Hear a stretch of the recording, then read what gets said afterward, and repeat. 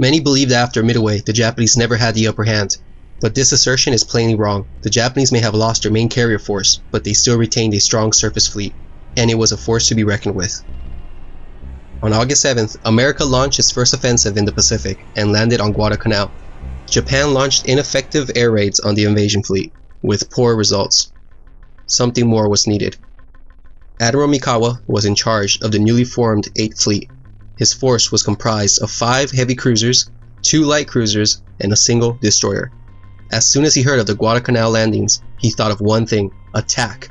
The Naval General Staff opposed his plan originally at first, but then reassessed the situation. What other alternative did they have? Let the Americans strengthen their hold? No, the Japanese Navy spirit was that of attack, and they approved Mikawa's bold operation. By 1430, his force departed. His objective? Destroy the enemy force. It would be a quick and devastating thrust, and then he would withdraw into the cover of darkness before American carrier aircraft could retaliate. On August 8th, Mikawa saw Allied planes above, and he knew he had been spotted. Little did he know, he was actually spotted the day before as well, by submarine S-38. Mikawa must have assumed the surprise was lost, but Mikawa received reports that the American fleet was divided into 3 groups in the waters off Guadalcanal, and this gave him hope to continue the mission. If the reports were accurate, he could defeat each group separately. His scout planes assured him he would make it by midnight, and at 11:13 p.m., 3 scout planes were launched ahead of Mikawa's fleet. They would drop flares on the American cruisers during the battle. The Japanese had the finest night binoculars in the world, and at 12:43 caught sight of a destroyer.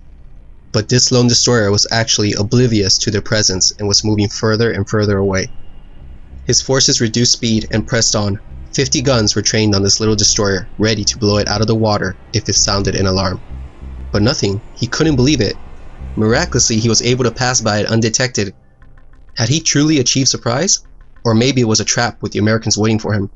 He had no idea what he was about to face. Regardless, he increased speed to 26 knots, and at 1:33 he gave the order: all ships attack. Now, Mikawa couldn't have known it at the time, but he had achieved complete surprise.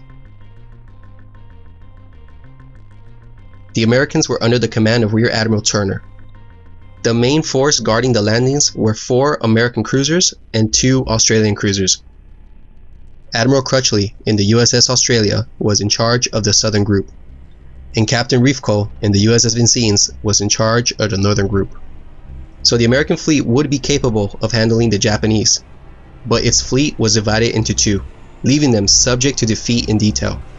Rear Admiral Turner had indeed received all reconnaissance reports of Mikawa's fleet heading towards his area, but the poor chain of communications resulted in him receiving the reports at the end of the day. What didn't help was that there was also a misidentification of the Japanese force, identifying a sea tender with him. So when he did receive the report, he disregarded them. If it was a sea tender, maybe the Japanese were building a seaplane base nearby. Yes, they were near, but the Japanese would never attack during the night, would they?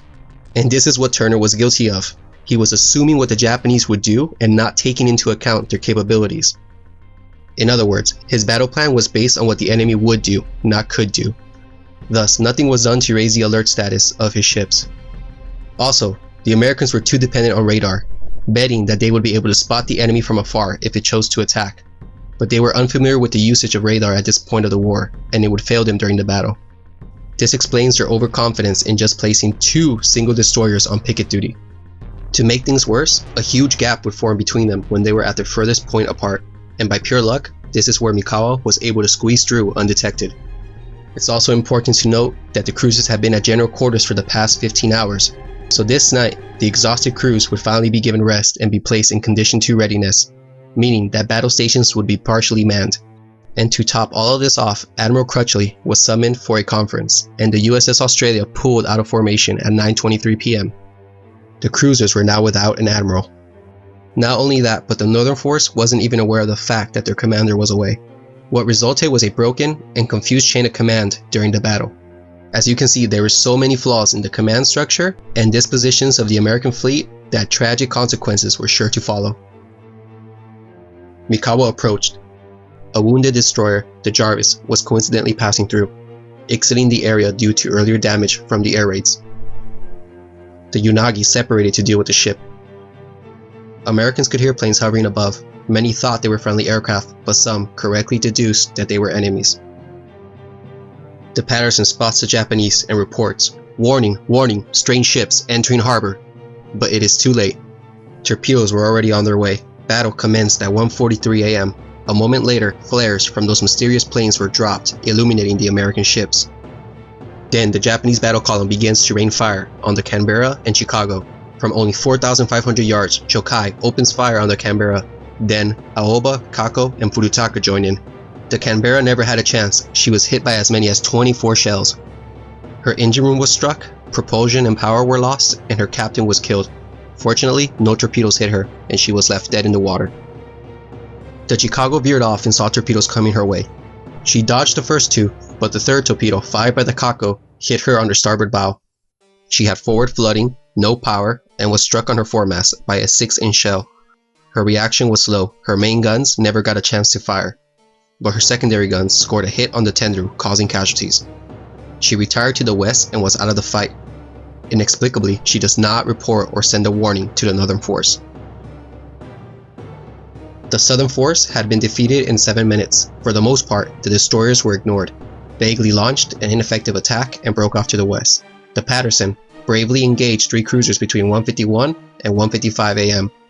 She hit nothing, but in return got hit in the after gun mount and fell back. Unintentionally, Mikawa's column splits into 2, and the Iron Juggernaut has now become a 2-headed monster, and in between the 2 heads lies the Northern Force. They launched torpedoes and closed in. The Japanese lit up the Northern Fleet, whose guns were still trained forward. They could see men running on their decks. Only a few token men were aware of what was going on, but the majority of American sailors were still confused and believed they were being lit by friendly ships. Near misses fell upon Astoria. She was ordered to engage, but the captain ordered a ceasefire, still thinking they were friendly ships. Chokai's 5th Savo finally hit her. Successive salvos followed and struck her bow, gun deck, and bridge. She managed to fire back, but was ineffective. She lost steering control and her hangar was hit. The Americans would soon discover that their cruisers had a weakness. Their float planes, located on the well deck and hangar, were the Achilles heels on their ships. The gasoline, lubricating oil, ordnances, and all other flammable contents were concentrated and exposed in this area, which greatly contributed to feeding the fire. The Astoria tried to fight the fires, but the sailors soon discovered that there was no pressure on her water lines. She almost collided with the Quincy, who was suffering a similar fate. In total, she received 34 to 63 hits. Aoba, Kinugasa, and Kako finished her off. She was left a burning wreck. The Quincy was raked along her entire length. Propulsion was killed when she was struck by 2 torpedoes on her port side. The bridge was hit and her captain was killed.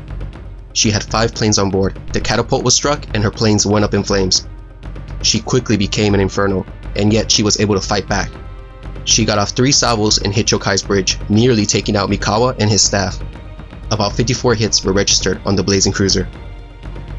Just so you can get an idea of how intense the fires were, the Japanese turned off their searchlights because the flaming ships were illuminating the combat area so well. The head of the northern group, the Vincennes, took a beating. She was struck by 74 shells from both the eastern and western column. Every single one of her turrets were hit and taken out, testifying to the Japanese's accuracy and precision. Shells struck the main stem lines, the fire main, and battery control.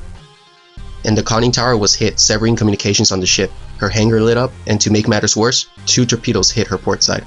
The steering power failed, the electrical system failed, and the flagship of the northern group began to fight for her life. The destroyers played no significant part in the battle. The helm practically missed the battle, and the Wilson fired but didn't register any hits. The only obstacle left for Mikawa was the Ralph Taube. Tenru and Furutaka engaged the destroyer. Yubari joined in, and 5 hits were scored. Fortunately, a rain squall saved the destroyer from assured destruction. The damage was catastrophic. The Quincy was the first to sink 30 minutes after the battle had started. She sank at 2:38 with 370 lives. The Vincennes sank at 2:58, taking 332 of her crew. It almost looked as if the Canberra might be saved, but internal explosions began to rattle the Australian ship at 4:15, and it was soon decided that she would be scuttled. She sank at 8 a.m. 85 men died. The last to go was the Astoria. She sank by the bow at 12:15. 216 sailors went down with the ship. Japanese losses were minimal, 35 men killed and 51 wounded. This was the worst defeat of the United States Navy. The final tally: 4 cruisers sunk, 1 cruiser damaged, and 2 destroyers damaged. 1,077 men killed, 709 wounded. Let this sink in. Almost as many sailors died this day than Marines during the entire 6-month Guadalcanal campaign. That's how vicious this battle was. It had been a stunning victory. The enemy forces were destroyed, and from it emerged an opportunity to turn this tactical victory into a strategic one. The transports were now exposed and vulnerable. Mikawa still had 40% of his ammunition and 50% of his torpedoes left. But it is worth mentioning that Mikawa's pre-battle plans did not mention attacking transports. Nevertheless, the transports represented tempting targets. Should he go back? Mikawa calculated the risk. The single hit on Chokai by the Quincy was truly a lucky shot. It destroyed the charts and maps Mikawa needed to navigate safely. But the biggest concern was time. Dawn was not far off. It would take 2 hours to reassemble, leaving only 1 hour of night to attack. If he attacked now, he wouldn't be withdrawing back home with the protection of darkness. He would be exposed in daylight hours. He would have to face the wrath of American carrier airplanes during his retreat. He deliberated, and at 2:23, he ordered a withdrawal. Another factor involved was that the Japanese Imperial Army had boasted how they would defeat the Americans soon enough. His mission was to take care of the Navy, which he did, and they would take care of the Marines. So why risk his fleet? The irony, however, was that the American carrier force, the one he was so scared of, was already on its way out of the operational area. If he had gone through with the plan and destroyed the transports, his force would have been able to escape unmolested. This is one of the greatest what-ifs of the Guadalcanal campaign. But who could blame him? We today have the benefit of hindsight, while Mikawa had to act on the information at hand. However, some may argue that he still should have taken the opportunity.